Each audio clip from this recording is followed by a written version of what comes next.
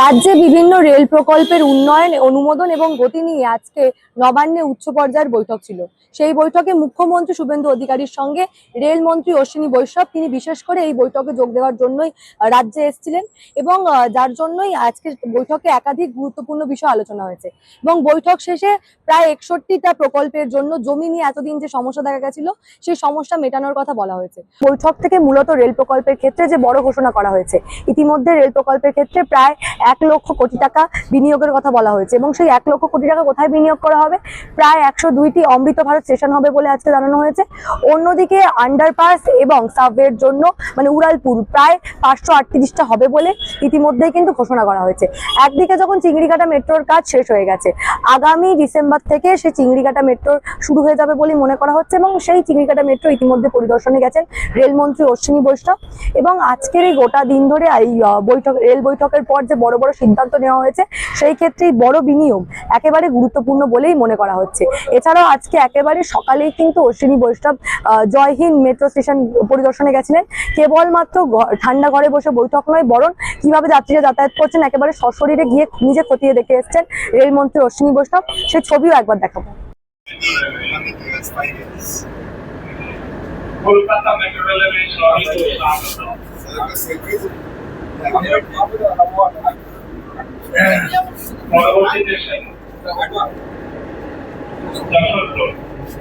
অন্যদিকে রেল প্রকল্পের ক্ষেত্রে বিভিন্ন জায়গায় বিভিন্ন কাজ মন্থর গতিতে চলছিল।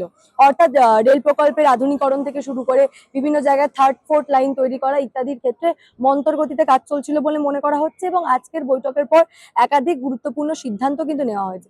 ইতিমধ্যে শুভেন্দু অধিকারী মাননীয় মুখ্যমন্ত্রী আজকের বৈঠকের শেষে পরিষ্কার জানিয়েছেন যে প্রায় 61টা জমি সমস্যা, 61টা প্রকল্পের জন্য যে জমি সমস্যা ছিল তার সমাধান তারা করে ফেলেছেন এবং দ্রুত সেই প্রকল্পগুলো শুরু হবে।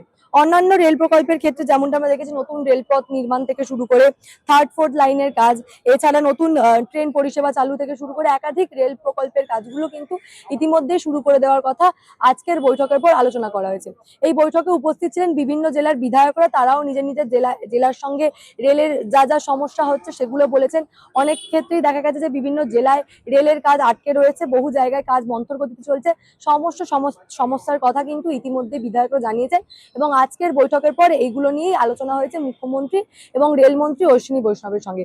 অন্যদিকে বৈঠক শেষে আরো যে বিষয়গুলো জানা গেছে, স্টেশন আধুনিকরণ। আমরা বিভিন্ন জায়গায় দেখেছি স্টেশনগুলো এখনো আগেকার দিনে পুরোনো দিনের কাঠামোতে রয়েছে, উন্নয়নের অভাবে রয়েছে এবং সেই আধুনিকরণ প্রয়োজন রয়েছে বলেই মনে করছেন মাননীয় মুখ্যমন্ত্রী।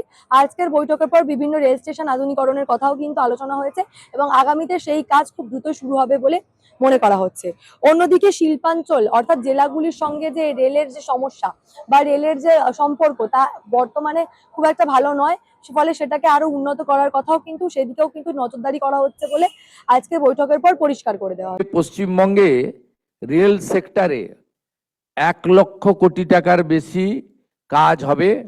ऑनरेबल एमआर माननीय अश्विनी वैष्णव जी मुझे कमिट किया है, ये पूरा रुपया रेडी है, 1 लाख करोड़ रुपया हम लोग तुरंत ये काम करूंगा। এতে 102টি নতুন আমাদের অমৃত ভারত স্টেশন মডার্নাইজেশন হবে, আধুনিক মানের হবে এবং 538টা ফ্লাইওভার এবং আন্ডারপাসেস হবে।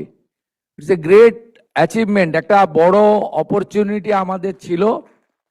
আগের সরকার রেল দপ্তরের সঙ্গে কথা বলেনি, রেলওয়ে মিনিস্টারের সঙ্গে যোগাযোগ করেনি। অনারেবল রেলওয়ে মিনিস্টার অনেকবার দিদেন সিএম কে চিঠি করেছেন, রেল বোর্ড চিফ সেক্রেটারিকে চিঠি করেছেন, বাট দে নট রেসপন্ডেড, মানে ওরা কোঅপারেট করেনি, চিঠির উত্তর পর্যন্ত দেয়নি। এবং আমরা রেসপেক্টেড মোদিজিকে আমরা থ্যাঙ্কস জানাবো। ডিউরিং ইউপিএ পিরিয়ড 2009-2014 পশ্চিমবঙ্গে মেট্রো এবং ভেরিয়াস রেলওয়ে প্রজেক্টে বেঙ্গল পেয়েছিল 4380 কোটি টাকা। কিন্তু আমাদের রাজনৈতিক অপোজিট থটের সরকার থাকা সত্ত্বেও মাননীয় নরেন্দ্র মোদীজি পশ্চিমবঙ্গকে যে ভালোবাসেন তার প্রমাণ হচ্ছে 2026-27 অর্থবর্ষে যেখানে 5 বছরে 4380 কোটি টাকা, একটি সিঙ্গেল ফাইন্যান্সিয়াল ইয়ারে এখন তো রেল বাজেট আলাদা হয় না, একসঙ্গে হয় জেনারেল বাজেটের সঙ্গে। পশ্চিমবঙ্গের জন্য দিয়েছেন 14,205 কোটি টাকা এই এক বছরে। এর সাথে পেন্ডিং রেলওয়ে প্রজেক্ট, তাতে যদি আমরা এনওসি দিয়ে দিই, ল্যান্ড প্রোভাইড করি, তাহলে আমাদের 1,00,000 কোটি টাকারও বেশি ইনভেস্টমেন্ট করার সুযোগ রেলওয়ে বোর্ডের, রেলওয়ে মিনিস্ট্রির এখানে পশ্চিমবঙ্গে আছে। আপনারা শুনলে খুশি হবেন, পশ্চিমবঙ্গের মানুষ যেহেতু বিভিন্ন চ্যানেলে শুনছেন, তারা লাইভ দেখছেন, আমি তাদেরকে এই অল্প সময়ের ডবল ইঞ্জিনের সরকার অলরেডি এফওবি এবং আন্ডারপাসের জন্য আমরা 40টার বেশি এনওসি রেলওয়ে দপ্তরকে দিয়ে দিয়েছি এবং প্রায় 60টা রেলওয়ে প্রজেক্ট। বারংবার আগের সরকারের আমলে মমতা বন্দ্যোপাধ্যায় রেল থেকে শুরু করে বিভিন্ন ক্ষেত্রে, একটা সময় রেলমন্ত্রী ছিলেন মমতা বন্দ্যোপাধ্যায়, তা সত্ত্বেও বারংবার কেন্দ্র যে রেল প্রকল্পের ক্ষেত্রে পশ্চিমবঙ্গকে বঞ্চিত করেছে, এই বার্তাই বা এই কথাই বারংবার মানুষকে তিনি বুঝিয়ে এসেছিলেন। তবে কেবলমাত্র পশ্চিমবঙ্গের রেল প্রকল্পগুলি উন্নয়ন হবে তা নয়, অন্যদিকে অশ্বিনী বৈষ্ণব তিনি কিন্তু আবারও রেল প্রকল্পগুলি যাতে পশ্চিমবঙ্গে ভালোভাবে হয় এবং সেই দিকে যে কেন্দ্র নজর দেবে সেই বার্তাই দিয়ে গেছেন। কি বলছেন? রেল মন্ত্রী নিজে মনিটর করেন এবং ফাইল খুলে খুলে বলে দিচ্ছেন যে আপনারা কে কি অভিযোগ, কে কি দাবি জানেন। Really hats off to central and Suvendu Adhikari. আজকে দেখা গেল তৃণমূলের দুজন বিধায়ক, আমরা যখন দেখি দুজন বিধায়ক উপস্থিত থাকলেন এবং তারাও বললেন যে আমরা নিজের পরিচয় আলোচনা করছি, দীর্ঘদিন ধরে আটকে ছিল সেগুলো আলোচনা করতে এসেছি। এটা কি নতুন? এটাই তো হওয়া উচিত, সারা ভারতবর্ষেই এটা হতো, শুধু পশ্চিমবঙ্গ এটার বাইরে ছিল, এটাই হওয়া উচিত। আজকে সন্দেশখালীতে পুকুর থেকে অস্ত্র ভান্ডার, পুকুর থেকে আগে রুই কাতলা উঠতো, এখন তৃণমূলের রুই কাতলারা যে পুকুরের ভেতরে অস্ত্র পুঁতে রেখেছে। দেখো, তৃণমূল না থাকলে অনেক কিছু জানতে পারতাম না। আমার বাপ ঠাকুরদা বলেছিল, যখনই হাত খরচার পয়সা চাইতাম বলতো টাকার গাছ আছে। এরা টাকার গাছও দেখিয়ে দিয়েছে, এরা ওই জমির ভেতরে পাটের খেতে টাকা পুঁতছে, পুকুরের ভেতরে মাছের বদলে অস্ত্রের চাষ করছে। Hats off Mamata Banerjee. এই যে প্রজেক্টগুলো, যেগুলো প্রজেক্ট কোথাও কোনো জমি জটিলতার কারণে আটকে ছিল, বিশেষ করে আজকে যেটা মনে হয়েছে আমার, যেগুলোকে আমরা বিরাট অসুবিধা ভাবতাম, সেটা আমি দেখলাম যেভাবে রেলমন্ত্রী ব্যাপারটা হ্যান্ডেল করছিলেন, শুভেন্দুবাবু যেভাবে অর্গানাইজ করছিলেন, ওগুলো কোনো সমস্যাই হয়তো না। বরানগরের উপর দিয়েও মেট্রো যাওয়ার কথা, ব্যারাকপুর পর্যন্ত। একদম একদম এটা নিয়ে কথা হলো একদম। হ্যাঁ, কি বলেছেন? ওটা কি বলেছেন?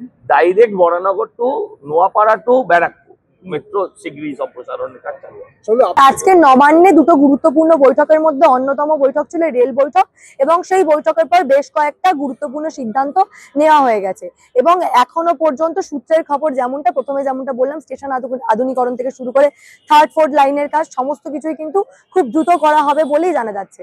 অর্থাৎ রাজ্যের বিভিন্ন রেল প্রকল্পের অনুমোদন এবং উচ্চ গতিতে কাজের জন্য রাজ্য সরকার এবং কেন্দ্রের তরফে একেবারে নজরদারি করা হচ্ছে এবং একেবারে জোর নজর দেওয়া হচ্ছে সেই বিষয়টা আজকের বৈঠকের পর পরিষ্কার। অর্থাৎ রাজ্যে আগামীতে একাধিক নয়া রেল প্রকল্প আসতে চলেছে, এমনকি রেলে যাতায়াতের ক্ষেত্রে সাধারণ মানুষের সুবিধার কথা আগামীতে আরো ভাবা হবে বলেই মনে করা হচ্ছে। এ বিষয় নিয়ে আপনারা কি ভাবছেন? নতুন সরকার অর্থাৎ পালা বদলের পর সত্যি কি রাজ্যে উন্নয়ন হচ্ছে? যে কথা একেবারে সংকল্পপত্র দেওয়া হয়েছিল, রেল দপ্তর থেকে শুরু করে একাধিক দপ্তরের উন্নয়ন, সেটা কি সত্যি পশ্চিমবঙ্গে বাস্তবায়িত হচ্ছে? আপনাদের মূল্যবান এবং গুরুত্বপূর্ণ মতামত অবশ্যই আমাকে জানাবেন দ্য নিউজ বাংলার কমেন্ট সেকশনে এবং দেখতে থাকুন দ্য নিউজ বাংলা।